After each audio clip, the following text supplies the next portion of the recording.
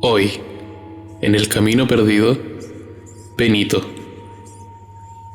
En la vida hay momentos que te marcan, momentos bisagra que hacen que nuestra actitud hacia el mundo cambie para siempre. Los que tengo más latentes son dos: cuando decidí no volver a comer carne y cuando entendí que todas las deudas se pagan. El primer recuerdo se remonta a la niñez. Me crié en un pueblo llamado San Bosco, a los pies de la cordillera de los Andes. Mis papás venían de distintos lados. Mientras mi papá era un hombre de ciudad que quería parecer de campo, mi madre era una mujer de campo que quería parecer de ciudad. Mi papá era un contador que añoraba tener un terreno en la montaña, cerca de mis abuelos maternos. Lo que mi madre más quería era salir de ahí. Todos los veranos los pasábamos en un sector rural hacia la montaña, llamado Río Negro. Ahí vivían mis abuelos, Miguel y Florencia. Sagradamente pasábamos un mes de nuestras vacaciones allá. Cada vez que íbamos, yo volvía más delgada y mi madre más rubia. Era mestiza, pero hacía inmensos esfuerzos para aclarar el tono de su piel y de su cabello. Su papá era hijo de madre indígena, por lo que había heredado rasgos duros y toscos. Nunca le gustó. Por lo mismo no teníamos estufa durante el invierno, ya que según ella, el calor le oscurecía la piel, mientras que el frío se la aclaraba. Religiosamente pasábamos todo febrero ahí, pero todo cambió cuando tenía 12 años y presencié, como testigo privilegiado, la muerte de un cerdo.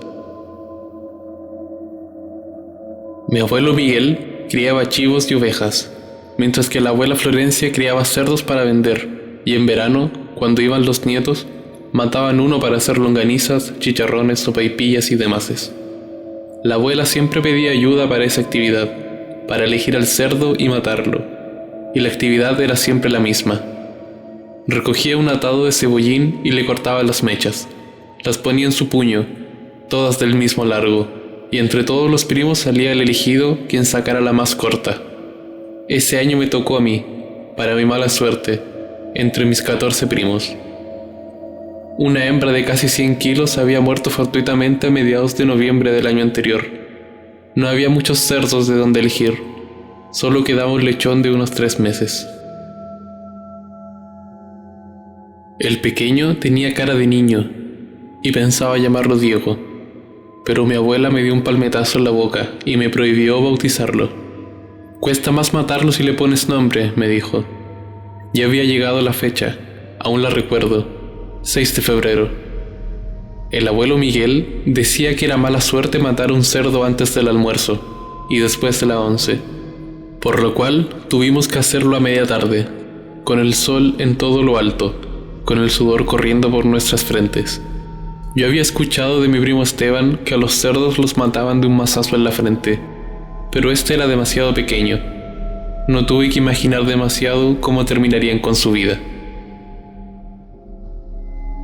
Como a eso de las 5 de la tarde, la abuela me sacó de donde jugábamos a andar en zancos, con unos tarros de conserva por encima del barro. «Es la hora», dijo la abuela, y me llevó de un brazo hacia el mesón que había puesto el abuelo Miguel en la mañana antes de subir al cerro. El mesón estaba colocado junto a la batea, debajo de un parrón sin uvas, pero con muchas ramas secas que igual daban sombra. A una media cuadra del lugar estaba el corral, donde estaba el lechón que no se pudo llamar Diego. Entramos. Mi abuela lo tomó en brazos. Parecía un bebé a punto de mamar, a punto de llorar. Lo llevó hacia el mesón y lo acostó. El cerdo intentó moverse y ella le apretó con fuerza la cabeza contra el mesón. Usaba guantes, y yo también. Decía que un cerdo te podía sacar un dedo de un mordisco. Me ordenó que le apretara la cabeza con fuerza con la mano izquierda y que pusiera el brazo con el peso de mi cuerpo en su costado. Estaba inmovilizado. Era demasiado pequeño como para tener la fuerza de zafarse. Del bolsillo del delantal, la abuela sacó un cuchillo de punta y sierra, y antes de que pudiera tomar aire, encajó el filo en el cuello del animal. Un chorro de sangre saltó sobre su delantal y me salpicó la cara. Estuve a punto de soltarlo, cuando la abuela me gritó que lo tomara con más fuerza. Jamás olvidaré el chillido que dio el animal al contacto con la hoja. Fue tan desgarrador como el llanto de un niño, como si alguien lo estuviera matando a golpizas. Veía con enormes ojos de espanto cómo la sangre corría como un río desde el mesón hasta un balde de metal que había puesto en el suelo. «Para hacer prietas», dijo la abuela, una vez que el animal dejó de patalear. Le quitó los pocos pelos que tenía con una presta barba y comenzó a abrirlo. Luego le hizo un corte que bajaba desde el cuello, pasó por el abdomen y terminó en su recto. Me miró sonriente, satisfecha, feliz de haberme mostrado una valiosa lección de cómo funciona el mundo real. «No se tiene que perder nada, Amanda», me dijo la abuela. «Todo sirve». No pude probar bocado ese día. Lloré y vomité toda la noche.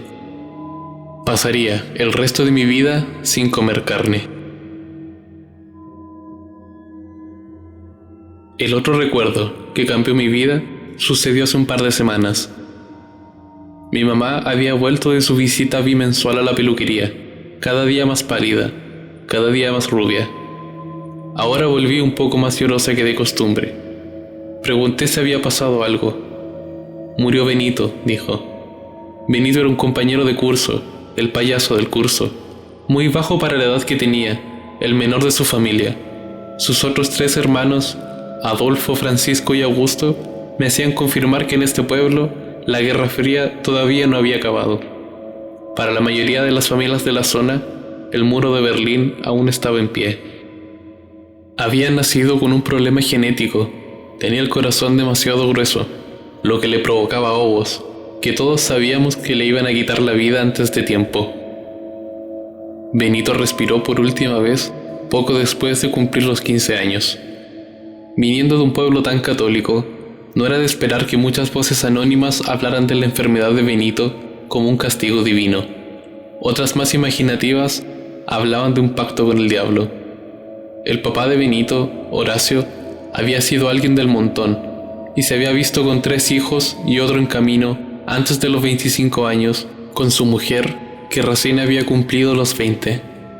Se decía que le había querido vender su alma al diablo, pero que éste lo encontró un ser tan patético que decidió cambiar la oferta. Lo que él quisiera, por el alma del menor de sus hijos. Una vida de éxito si le entregaba, en cuerpo y alma, al pequeño que estaba por llegar. De ser cierto o no, la historia señala a Horacio y su mujer Marta como un matrimonio importante, como cabezas de una familia respetable en el pueblo. Parecía que Benito había traído la suerte, ya que antes de que naciera ya habían instalado un supermercado que les daba de comer, y que poco a poco los sacaba del agujero en el que se encontraban. Luego vinieron tiendas comerciales, una automotora, un parque turístico, un gimnasio y diferentes locales de comida rápida. Para cuando Benito tenía 3 años de edad, eran la familia más adinerada del pueblo, pero ni todo el dinero del mundo pudo aliviar el dolor físico que sufría el menor de la familia. Benito se enfrentaba a la vida con buen humor. Se tomaba su condición de sabido mortal, de próximo candidato a ser un cadáver, con un humor negro, con chistes fuera de lugar, con comentarios irónicos, con el sarcasmo a flor de piel. Sus padres lo consintieron cada vez que pudieron, sabiendo que por su condición, o por alguna cláusula de contrato, no viviría para conocer la mayoría de edad. Era querido en el colegio y nunca repitió un curso. Después de todo, los profesores tenían la libertad de asistir a cualquier negocio de la familia y ser bien atendidos. Las monjas eran especialmente dulces con él, quizá por el hecho de tener los días contados, quizá por los aportes de su familia a su institución. Buenos cristianos, decían ellas, una buena familia católica que cree en Dios a pesar de todo. «Murió Benito», dijo mi mamá. Yo estaba en la mesa con la Fer y con Danilo preparando una prueba de química. La noticia fue un balde de agua fría, uno que virtualmente siempre estuvo sobre nuestras cabezas. «Mañana lo velarán en la capilla del colegio para que vayan», dijo antes de salir disparada a su habitación. De los 3, la más afectada había sido Fer, que tenía algo con Benito. Ella había sido suspendida por 1 semana cuando un profesor los encontró en la capilla, uno con los pantalones muy abajo y la otra con la falda muy arriba. Para ella, el castigo, para él, el perdón. Los padres de Benito son buenos cristianos, dijo la madre directora. Fernanda asiste a este colegio por pura caridad cristiana. Esa era la diferencia. Pero en el momento no importaba nada. Ahora era todo lágrimas y dolor. El ardor en el pecho, el vacío en el estómago, el dolor de cabeza que parece no irse nunca. Benito había muerto, y nosotros debíamos haberlo esperado. Al otro día en el velorio no estaba su familia completa. Solo Horacio, con 2 de sus hijos. Francisco, que estudiaba arquitectura en Santiago, hacía una pasantía en España y apenas llegaría para el entierro. Horacio vestía completamente de negro, con un brazalete blanco en el brazo derecho. Sus hermanos también los llevaban. Nadie sabía para qué. Un luto inverso, dijo Danilo susurrando. No tenía idea para qué podría servir un luto inverso, pero lo había dicho de todas formas.